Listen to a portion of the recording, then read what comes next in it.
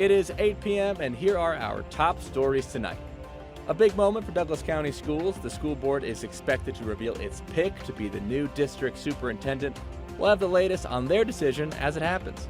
Plus, today marks 1 year since the tragic shooting at the Table Mesa King Soopers. We just never knew this could happen. We had no idea. There was no gut feeling. There was no intuition. This just took our breath away. We remember the 10 lives lost and hear from the people whose lives they impacted the most. He was dedicated to anything, and that is an aspect of his character that I valued and respected so much. And we're seeing how the community is honoring them as the healing process continues. To pick up the phone and to get to talk to somebody and to hear that they are going to provide $13.5 million. It was a moment I'll never forget. Oh, the humanity. Habitat for Humanity, that is. The incredible donation from a well-known billionaire and how it will help combat Denver's affordable housing crisis. Good evening, and thank you for watching Denver 7 News on Local 3. I'm Jessica Porter. And I am Danny New. We start off tonight with the Douglas County School Board meeting going on right now. Now, the board is expected to reveal their pick for the district's new superintendent any moment now. The two finalists are Aaron Kane and Danny Windsor. Both already work in the district. Kane or Windsor will replace former Superintendent Corey Wise, who was fired last month by the recently elected conservative majority of the board. Denver 7's Rob Harris joins us live from Douglas County. Rob, we understand the board just wrapped up the executive session a few minutes ago. Yeah, Danny, that's exactly right. And it went on for quite a while. So the meeting officially started here around 5 o'clock. But basically right after the meeting started, the board members retired to executive session to deliberate behind closed doors. That went on for about 2.5 hours. And in that time, more people from the public have shown up in order to comment during the public comment portion of this meeting tonight to talk about how they feel about how this process has gone. Some are wearing t-shirts supporting the board and some are supporting the minority in the board who were opposed to this in the beginning. But as you mentioned, leading into this, they have two finalists for the superintendent position that they are considering, Aaron Kane and Danny Windsor. Both are internal candidates for the district, and we are expecting a decision at some point tonight as to who that superintendent will be. As I mentioned as well, we're expecting public comment from both sides. I will say, though, that I've been talking to people inside the room there, and it is a little bit smaller of a crowd than we've seen in past meetings. In past meetings, you've had overflow areas in the building for the meeting for people who've come to the meeting to be standing and sitting because they couldn't all fit in the room. Tonight, everyone who's going to be speaking has fit inside that room. So a little bit smaller of a turnout than we've seen at past DougCo meetings.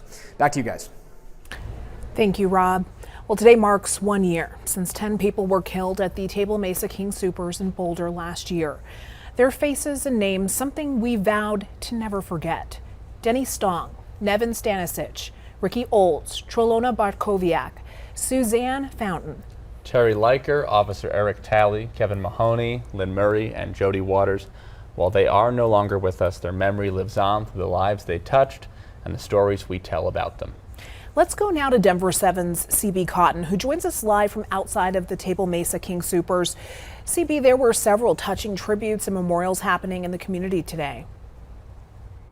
Jessica and Danny, that's right. And right after the shooting happened, there was a growing memorial here at the Table Mesa King Soopers in Boulder. And now, a year later, there's a new one to honor the 10 lives that were senselessly taken. All across the city today, there have been places and moments for people to pause and reflect. And speaking of that, this afternoon, just before 5, a day of remembrance gathering took place in Boulder's Central Park. The mood was both somber and uplifting as a variety of dignitaries shared messages. Many of the messages reflected on the tragedy and the victims while also vowing to prevent this type of incident from ever occurring again. We spoke to the daughter of Lynn Murray about what this day now means for her and her family. Murray was 62 years old and was filling an Instacart order when she was shot inside the grocery store. I think this, and I think a lot of people affected by this, we all just find ourselves coming back to the feeling and that we just never knew this could happen. We had no idea. There was no gut feeling. There was no intuition. This just took our breath away. This punched us in the gut. Now, it's hard to imagine the magnitude of the pain that Olivia and her family have faced in the past year. Coming up on Denver 7 News at 10, we'll hear more from her, and we'll also hear from a man who says he was here at the store when police officers first responded. We're live in Boulder this evening. CB Cotton for Denver 7 News on Local 3.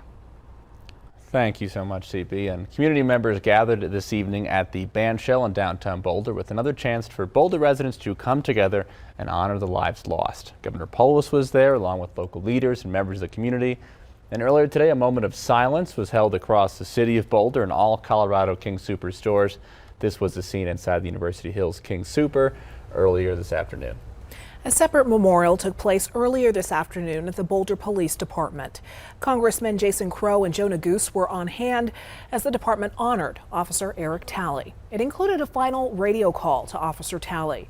He was killed responding to the shooting. Officer Talley's patrol car had been on display at the Boulder Police Department since last Friday. It was adorned in flowers, cards, and messages of hope. It was just removed from the department this afternoon. And last month, a new exhibit opened at the Museum of Boulder, offering up a special place for the community to heal. The exhibit is called Boulder Strong, Still Strong. Artist Ross Taylor took portraits of people who are in some way connected to the tragedy. They include law enforcement officers who responded and King Soopers employees. The exhibit is open through April 10th. Even though a year has passed, community organizations are still taking donations to help those directly impacted by this tragedy. If you would like to help, consider donating to the Colorado Fallen Hero Foundation, the Colorado Healing Fund, or the Community Foundation of Boulder County. All three nonprofits work for the community during times of tragedy. And you can find our full coverage of today's events as well as links on how you can continue to help right now on thedenverchannel.com.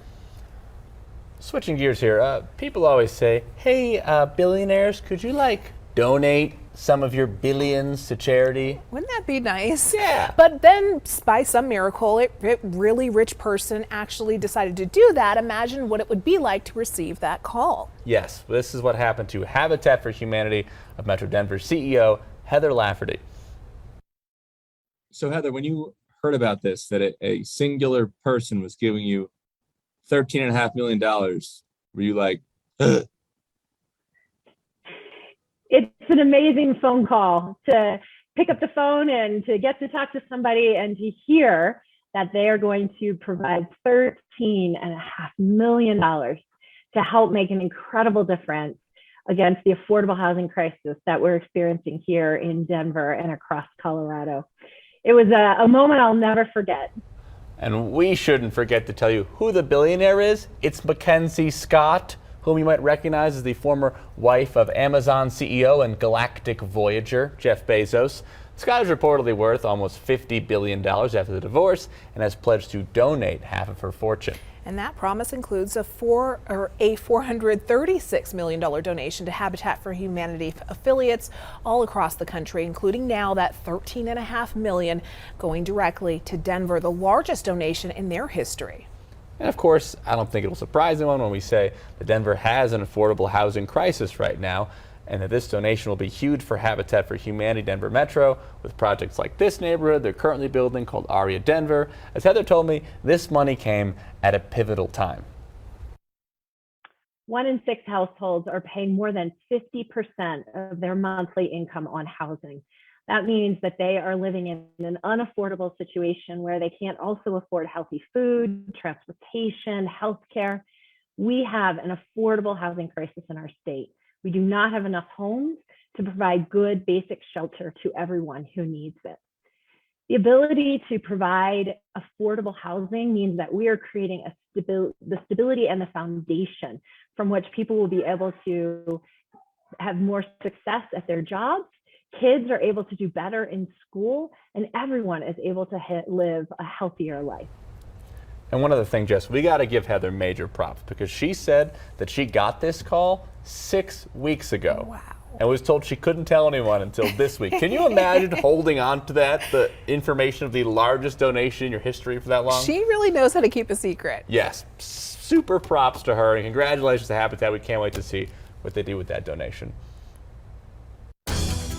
It's day 2 of congressional questioning for Judge Ketanji Brown Jackson. Senator, I have a record of nearly judging everyone. I believe you. Here are the tough questions senators asked about her career as a judge. They still hear the sounds of sirens going off in Kiev. Plus, Ukrainian refugees come to Colorado. Hear the incredible story of how they got to the Centennial State. I've got friends that spend almost a whole year in bed because they're waiting on repairs. And the fight for the right to repair. Why it takes months for many people in wheelchairs to get them fixed.